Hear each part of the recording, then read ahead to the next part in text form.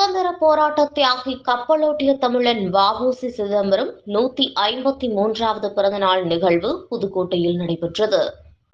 இந்திய நாட்டின் சுதந்திர போராட்ட தியாகி கப்பலோட்டிய தமிழன் வ.உ.சி. சிதம்பரம் பிள்ளை 153வது பிறந்த நாளை முன்னிட்டு புதுக்கோட்டை பால்பண்ணை அருகே உள்ள லேனா திருமண மகால் வளாகம் வ.உ.சி. அலுவலகத்தில் அகில இந்திய வ.உ.சி. பேரவை மாநில தலைவர் லேனா லட்சுமணன் தலைமையில் மிக விமர்சையாக கொண்டாடப்பட்டது.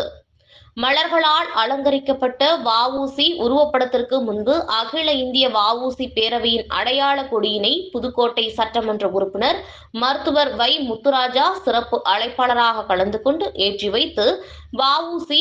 உருவப்படத்திற்கு மலர் தூவி மரியாதை செலுத்தினார். அதனைத் தொடர்ந்து பல்வேறு கட்சி சார்ந்த பிரதிநிதிகள் மற்றும் சமூக ஆர்வலர்கள் உள்ளிட்டோர் கலந்து கொண்டனர்.